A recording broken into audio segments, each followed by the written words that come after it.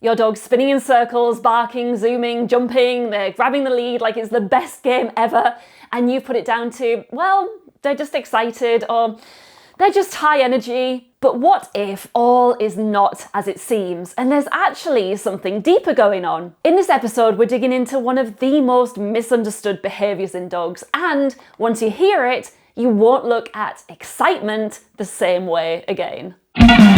Hi, it's Katie, dog fanatic, coffee addict, and your guide to stress-free dog walks. If your dog pulls on the lead, barks, lunges, ignores your recall, or wants to say hello to everyone and everything, you're in the right place. There are such simple things you can do to make your dog calm down, listen to you, and behave like a superstar. Nothing will boost your confidence quicker so that you can enjoy relaxing walks with a dog you're proud of. Welcome to Stress-Free Dog Walks.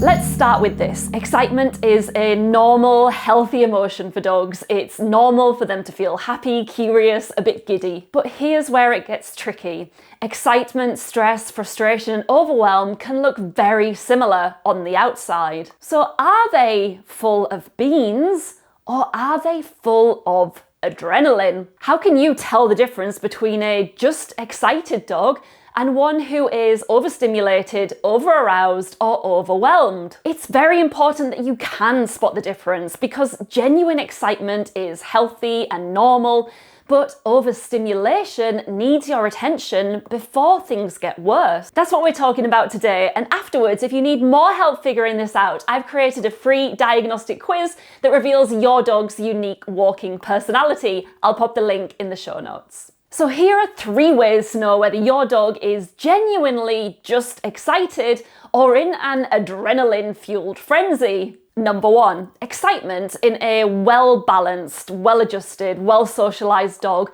wouldn't actually last that long. Dogs are naturally very, very good at calming themselves down.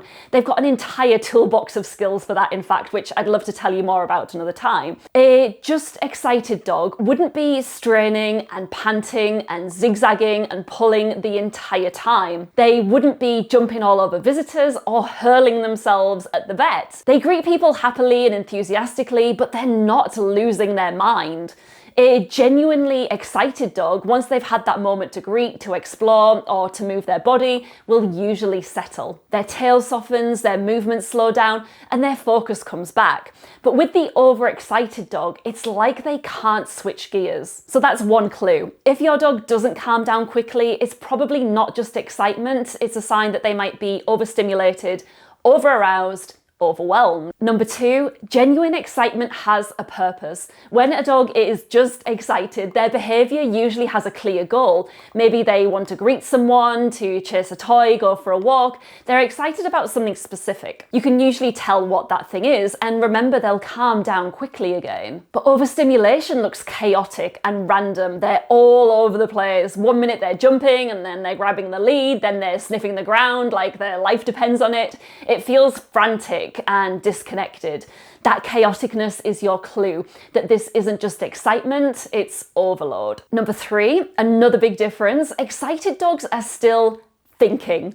They might be bouncy, tail waggy, full of beans, but their ears are switched on. If you ask them to wait or come back or stand still, they can do it. Maybe not perfectly the first time, but they're still reachable. They're still connected to you, still able to process what you're asking. But when a dog is overstimulated, overaroused, overwhelmed, that thinking brain has gone offline. The adrenaline has burnt out their brain cells. They can't respond because they're just not in a state to hear you. Why does all of this matter anyway? Well, here's the really important bit. If you keep pushing a dog who's already overstimulated into the same old situations, so the same old walks, the same old routines at home, their behaviour is likely going to get worse. What starts as lead biting or lunging towards other dogs to say hello can spiral into frustration and full-blown reactivity. A lot of owners will then say, it came out of nowhere, but it didn't. The stress was building, and because no one recognised it early on, it had nowhere to go but up, up, up. I mentioned the S word here, stress. You might be thinking, my dog isn't stressed, but the same chemistry, adrenaline, cortisol, is released from their brain into their body whether your dog is fearful, frustrated, or overexcited. If your dog is pulling, zigzagging, lunging, obsessive scent trailing, they are likely experiencing a form of stress. Stress looks different in different dogs. There are 4 main categories that most dogs fall into. What we're talking about here are the 4 Fs. Fight or flight, baby. You've heard of fight, flight, and freeze. Let's use going to the vets as an example. A dog who responds to the vet with fight becomes reactive or aggressive. They might snap during their examination or their treatment. A dog who responds with flight will try to wriggle out of their restraint and head for the nearest exit to escape. A dog who responds with freeze might plant their feet and refuse to even enter or go completely still and stiff when the vet's hands come towards them. The 4th F is the most commonly misunderstood of all: fool around. Fool around is what we call those chaotic, hyper, silly looking behaviours, and it's super common in dogs that pull on the lead.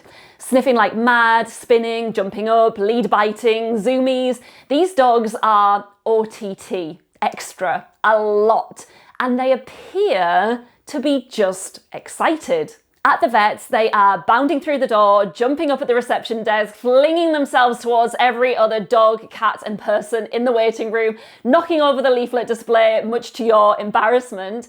They're a tornado.